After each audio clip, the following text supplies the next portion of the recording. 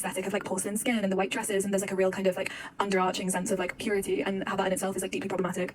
And I think also the idea that, you know, it takes great privilege to be sad, to afford to sort of like rot in your bed, and that's not something that's like accessible for everyone. And so in some ways, like this archetype can perpetuate some really like difficult and troubling stereotypes and completely avoid, you know, concepts of privilege, which are like deeply embedded within the sad girl archetype.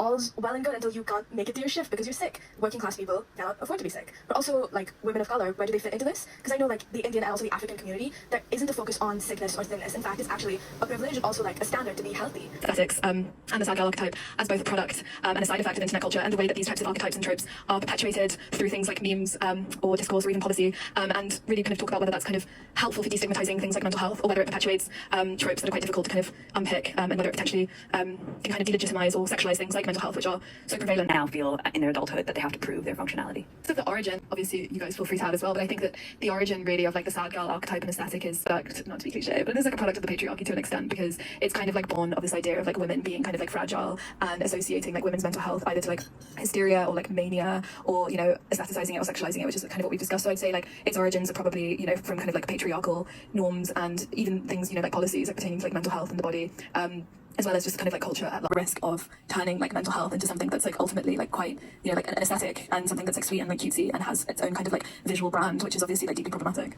Things like the sublime, the romantic, things that we know like literature and art have addressed. But then what do we do these little feelings that are like less attractive to fixing into art, but are maybe attractive to making a tweet about, or like a MacBook photo booth photo about, and like that doesn't make them less important. They still make up our existence. And I think it's wonderful that the sad girl has created room for expressing that. But I guess my question mark is like, is that something that's only accessible to civilians? Is that something that like we sad girl archetype that is quite anonymous? I mean, it's a kind of like Lana type aesthetic, but that's also quite generic. Like, that's a really good point, and I think that's like kind of one of our overarching questions really. Like, is the sad girl aesthetic ultimately, you know, delegitimizing the real struggles of mental health and kind of like cacatifying them with like a cute little like ribbon on like you know, medication bottle, saying that like mental health in women is something that's like cute and aesthetic and something to like aspire to, and then obviously there's the potential for it to sort of like destigmatize it and make it seem, you know, less scary, or, you know, make light of something that's so difficult. And I think a lot of people do sometimes like joke about their mental illness, and it's like a way for them to kind of, you know, accept it in some ways. I'm sure. Okay, so when I was advised to come here today, I was actually thinking about sort of what would the women that I work with in a secure inpatient setting have to say about the topic of today, and what would their viewpoints be, and what would their experiences be. Search into the experience of female saints, for example, and that was the sense that someone was constantly watching and observing your actions, and you wanted to kind of please them and ecstatically connect with them. And she talks about that as like an analog for the digital experience, a kind of ecstatic connection to some kind of force beyond you, but you're still in this total monastic privacy of your own space.